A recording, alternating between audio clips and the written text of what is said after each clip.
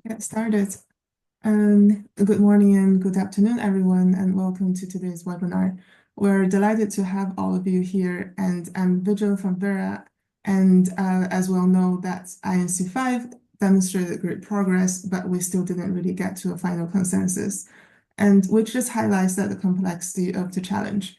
So as negotiations will continue, it's clear that global aspirations need to be translated into actionable on-the-ground solutions, which is why robust mechanisms and innovative approaches are super important, and that is why EPR is crucial. However, we know that implementing EPR schemes, especially in emerging markets and developing economies, comes with its own set of challenges. Therefore, our goal today is to provide you with practical insights into how Verra's plastic program can be integrated to strengthen EPR schemes, especially in these regions. And here's what you can expect. First, we're very happy to have Steve with us. Steve Hartman, he's the CEO of Plastic Collective, and he's a driving force behind the World Bank's outcome-based bond that's launched earlier this year. He will begin by shedding some light on why is initial funding super important for EPR schemes and what funders actually require to confidently invest in an EPR scheme. Then we'll have Komal Sinha. She's the Senior Director of Government and Policy Engagement at Verra. She will take us through Verra's plastic program and detailing how it can be integrated to support and enhance EPR schemes globally. Finally, we're happy to take your questions and explore how these insights can be applied into your specific context. Please just note that only the presentation part will be recorded and shared with everyone afterwards. The Q&A will not be recorded, so we really encourage you to participate and share your thoughts and questions with us. So without further ado, now over to you, Steve. Thank you, Vigil. Hello, everyone. My name's Steve Hardman from Plastic Collective. I'm the CEO here. It's a great pleasure to talk to you today about Verra's plastic waste reduction standard and how you can plug this program into your EPR activities so that you can prepare your projects so that they can be financed. So if we move down to the first slide. So today I really want to share with you the learnings that we, Plastic Collective, got when we created the $100 million plastic waste reduction outcome bond. And specifically what we had to do in order to make the projects that we were working with, that we were financing essentially, ready to receive finance from private institutional investors. Now, you might ask, why is this important to EPR? Well, we believe that private institutional investors will be the fundamental or the most obvious source of capital to finance the expansion of collection and recycling capacity in EPR. And every year there are about $30 trillion of investment from this sector, this finance sector. So it is really vital, I think, that EPR programs get this right. So earlier this year, in conjunction with the World Bank and Citibank, we raised $100 million for the plastic waste reduction bond in order to finance two projects, one in Ghana and one in Indonesia, and whereby they received $14 million from the funding program. That funding is now being used to expand those two projects' capacity by about 500% in the next 3 years, and generate an additional 250,000 tons of plastic waste processing over the next 10 years.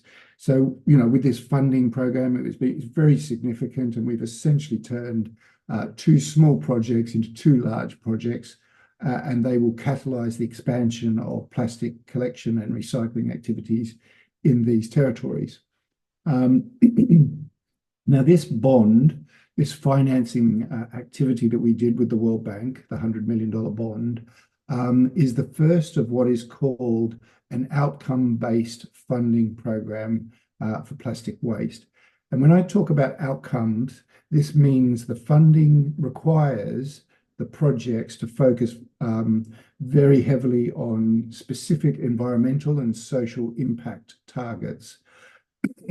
And so to that end, because the investors require the delivery of very specific environmental and social impact targets, it's critical that the environmental and social outcomes are verified in order to prove that this activity has actually happened. And we'll talk a little bit more about this as we go forward. Now, to convince private institutional investors to place $100 million into the fund,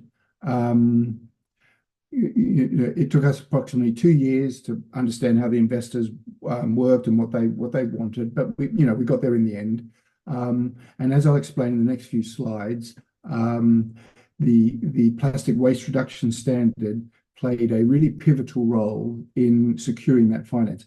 And I would actually go so far as to say, without the plastic waste reduction standard being used to regulate the project for the benefit of the investors, there would not have been the bond. The $100 million would never have been raised. We would not have had the regulatory framework to satisfy the needs of the investors, essentially. So if we go down to the next slide. Now, I just want to make a point here about how much capital is needed over the next 15, 16 years to make the world circular. So if you look at the bond that we raised and the $14 million that was placed with the projects, we would need to do, or the world would need to do, 100 financing events like that every single day for the next 16 years in order to meet the $5.4 trillion capital requirement that is estimated to make the world circular by 2040. So what I'm saying here is the sheer scale of the finance activity, what has to be done to get the finance, is just absolutely colossal. The same mathematics applies at a territorial level. It's just an enormous task. And so it's going to be vital for EPR programs to really get this right, to really know how to get the money for their projects. Okay, so we'll go to the next slide. So the first question we need to ask is, where is this money going to come from?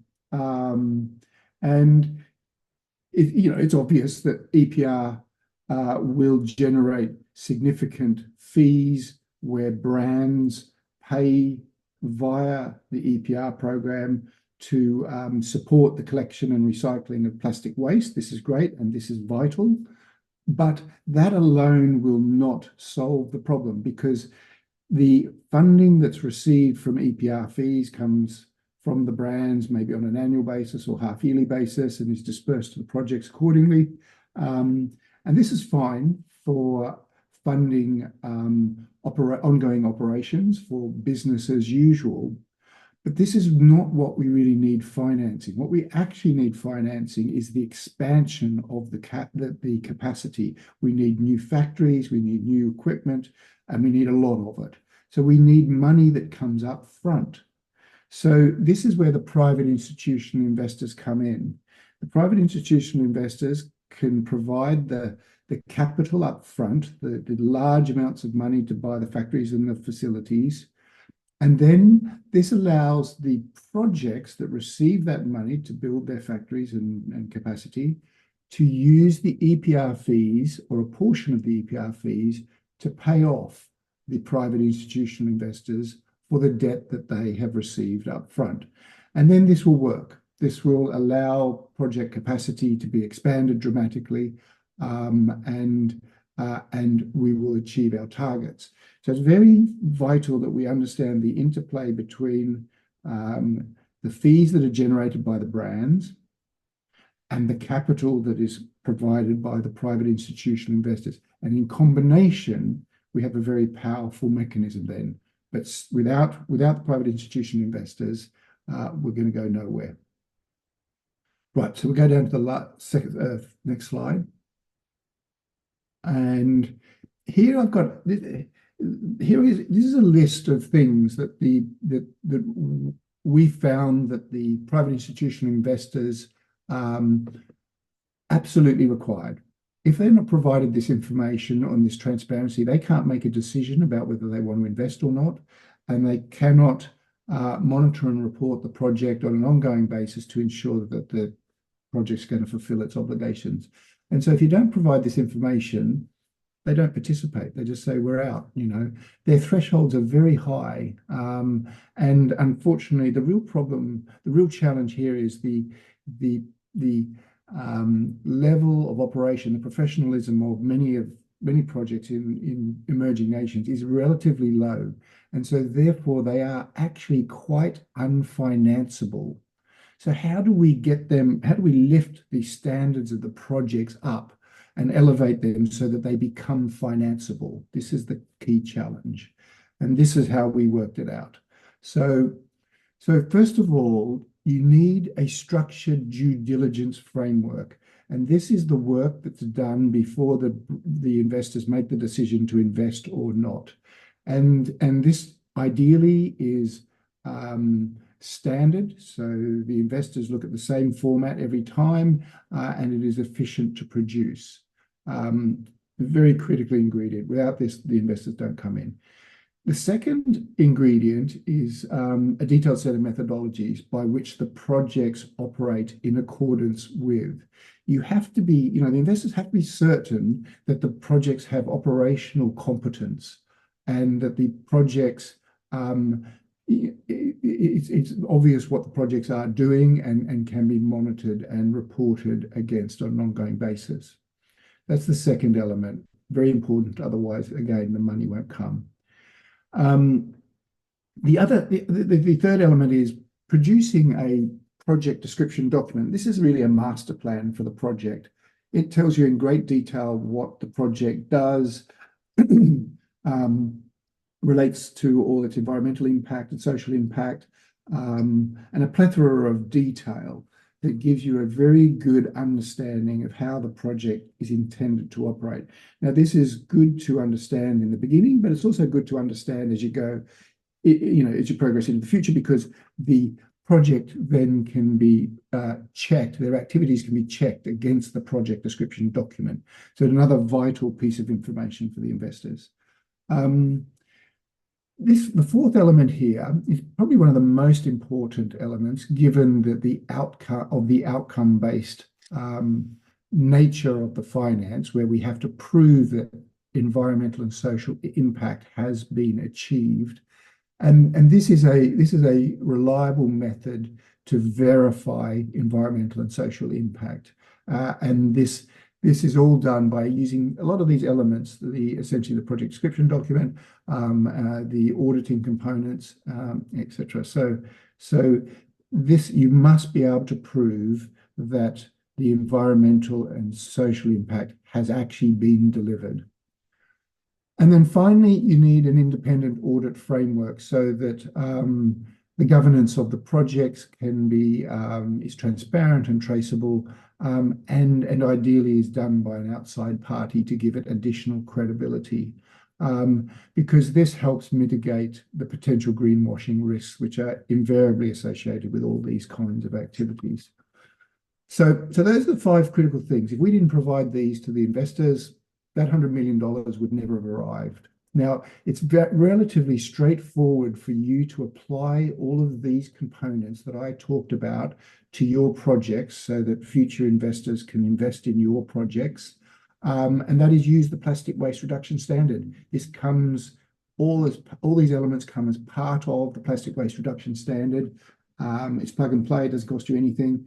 And if you use this as a framework to regulate your projects, I would suggest to you will dramatically expand the investment capacity or potential of your projects and therefore your EPR program.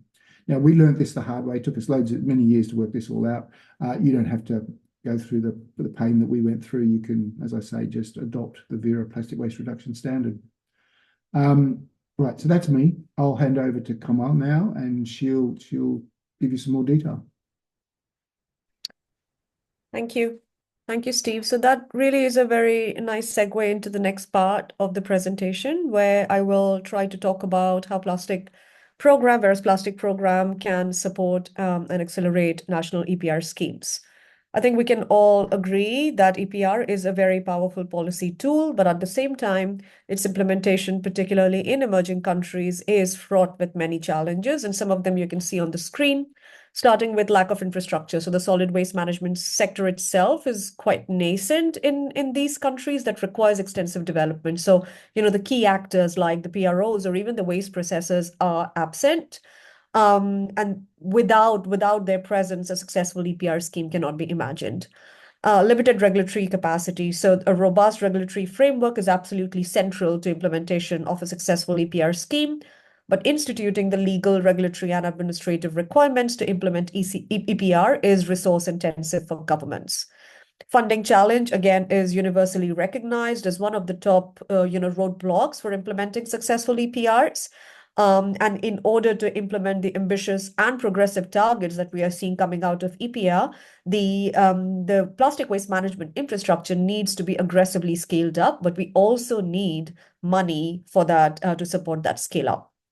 And finally, the informal sector that forms the absolute bedrock of collection and recycling economy across the developing world need to be successfully integrated into these national programs, without whom, again, a well-functioning EPR scheme is very difficult to envision.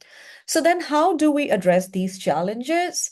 Particularly when it is very clear that the access to funding is central to this entire implementation challenge. So can we go to the next slide?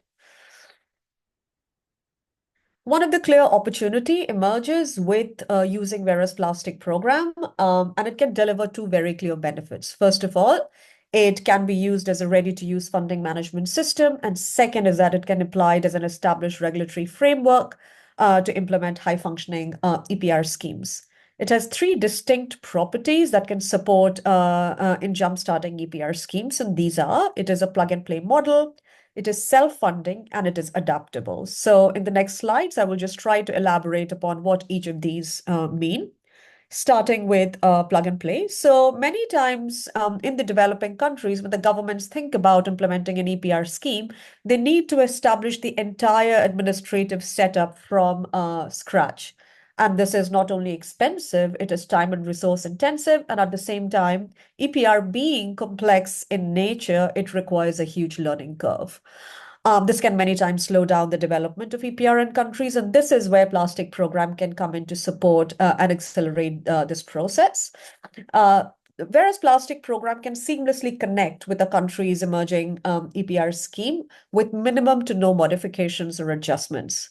Plastic programs several modules around third-party audits, monitoring and reporting protocol, environmental and social safeguards, and a transparent registry can readily be plugged into an EPR scheme to improve its transparency and accountability. What it means is that governments do not need to set up this entire establishment from scratch and can instantaneously use Verra's plastic program to start their EPR schemes. The next is around funding. And as we have all discussed and universally have agreed that funding is one of the biggest challenges, and we know that anything between 400 billion to $1 trillion is needed in finance to effectively implement circular economy solutions. But where is that money going to come from? Governments already have so many competing priorities and pressure on the municipal budget that it's difficult to even conceptualize how this challenge is going to be addressed. Again, plastic program is very well positioned to support in addressing this challenge because one, the program is developed, managed, run, and maintained by Verra in line with emerging trends and best practices. And second is that it has an established funding management in place whereby the waste, basically the polluters actually pay the waste processors, and these waste processors then implement plastic waste collection and recycling activities on the ground using plastic programs' robust requirements. And because this mechanism is self-funding, it means that the government's funding liability associated with implementing these activities is reduced and minimized. And the next is the adaptability of the program. While the program itself is global in scope, it can easily be customized to national circumstances that can help in accelerating national targets and policies. So now, in the next slides, we've talked about some of these high-level benefits of Verra's plastic program. In this slide, we'll just try to highlight who are the various actors involved in implementing the program and what role do they play, because I think this will set us up for the next part of the presentation as well. So starting at the top with Verra, Verra sets the standard for collection and recycling projects and for them to issue plastic credits. Projects that are certified with Verra's plastic program are the ones that reduce the amount of plastic that ends up in nature by implementing plastic waste collection and recycling activities. Compliance of these activities with plastic program requirement is assessed by approved and accredited bodies known as validation and verification bodies that act as third-party auditors. Once Verra has reviewed their report, then Verra will issue plastic credits in a transparent registry, and all of these credits are transparently displayed across the projects and sort of materials that they have collected. And that allows businesses to purchase these plastic credits in line with their voluntary and compliance targets and thereby make credible investments into plastic waste management. And that fund money or investment flows back into the project activities to help them scale the impact of their operations. Now, how all of this is valid in the context of a country's EPR scheme is what we will look into in the next slides. So next slide, please. Right. So what is the value of Verra's plastic program and how can it complement a nation's EPR scheme? So the first one is really established standard and methodologies. As I have mentioned before, the importance of a well-established regulatory framework in the context of EPR cannot be overstated. That's what Verra's plastic program offers through its established standard and two technical methodologies, which provide an established framework for measuring and monitoring the impact of plastic waste management activities within a country's EPR scheme. A few crucial components of this framework include: first, third-party audits to help verify the impacts of activities that are implemented within your EPR scheme, a transparent public registry system to track the outcomes of investment made in the form of plastic credits, mandatory environmental and social safeguards that the projects must follow to make sure that these activities have no negative impact on the local environment and communities. And finally, the universal use of Verra's plastic program as a regulatory framework will have distinct advantages because it will allow for uniformity in how impacts are measured and reported across jurisdictions, and it will create a level playing field in terms of tracking and comparing progress from project to project across these different regions. And this will become quite important as countries start to design and implement their national plans. So comparing and being able to track progress across regions will be paramount to success of these programs. Moving on to the next one is third-party audits. Now, again, it's quite important to ensure that the project activities that are being implemented to meet the plastic waste collection and recycling targets within EPR are of high quality and therefore pose no environmental and social risk to the obligated entities involved. One way to ensure this is through third-party audits. Plastic program has an inbuilt third-party audit protocol, including an approved accredited list of experts or validation and verification bodies that can be used to verify the impacts of projects in your local geographies. And by plugging the plastic program, including its audit protocol, into a country's EPR system, the governments can ensure that the project activities that are being used to meet the EPR targets are of high quality and are verified in line with robust practices. And again, as I mentioned before, because this entire audit system is managed and maintained by Verra, it reduces government's liability associated with identifying these auditors, maintaining and managing and running that audit protocol. And therefore, the government's administrative burden associated with these activities is minimized. Moving on to a public registry system. So as most of you know, Verra already operates a transparent public registry that is used to track the outcomes of investments made in plastic waste management through the issuance of plastic credits.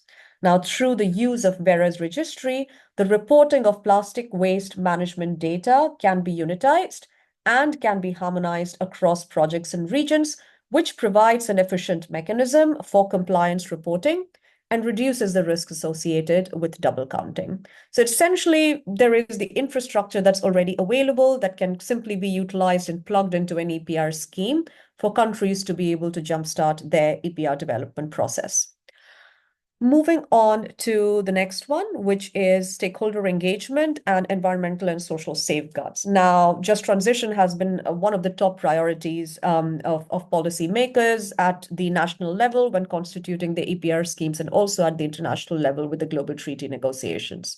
So we know that the intent to incorporate the informal sector exists, but at the same time, I think the governments are really challenged thinking about how and where to start with this entire process.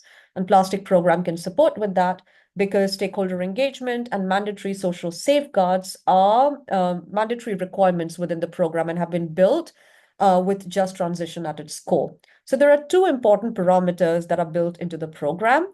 One is mandatory stakeholder engagement to make sure that when a project activity is implemented, it identifies local stakeholders, particularly the marginalized stakeholders such as informal sector, and includes them in the project's design and implementation process. And second is mandatory implementation of social safeguards to make sure that the informal sector that is involved or is impacted by the project has opportunities for improved livelihood, health and safety practices. They are provided with ergonomic equipment when undertaking their work, and there is no income displacement associated with these activities.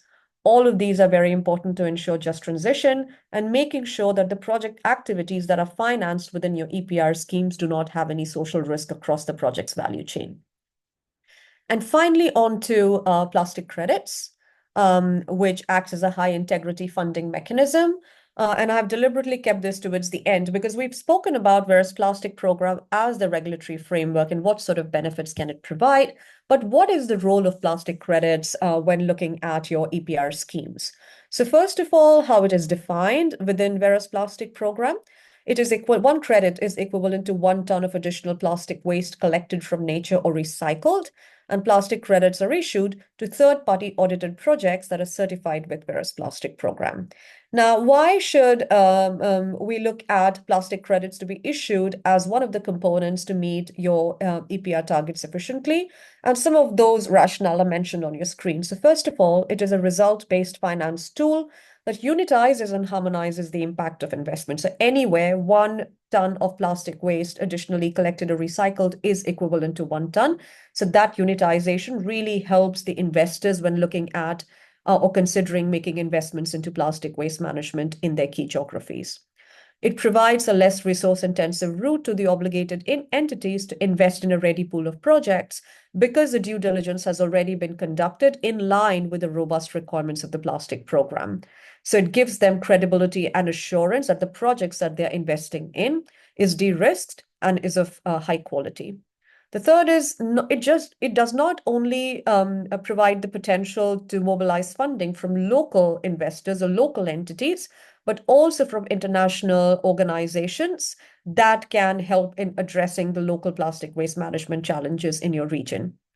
And finally, when the credits are purchased and retired in a transparent public registry, it allows stakeholders to be able to visibly demonstrate how a particular entity has fulfilled their waste management targets, whether within a voluntary or a compliance scheme. So it is all publicly available. It can all be tracked and traced, which also provides governments that comfort and security in terms of how the national targets are progressing. And finally, moving on to some last thoughts. As some of you may already know, Verra is in the process of publishing a white paper on the role of plastic credits within national EPR schemes.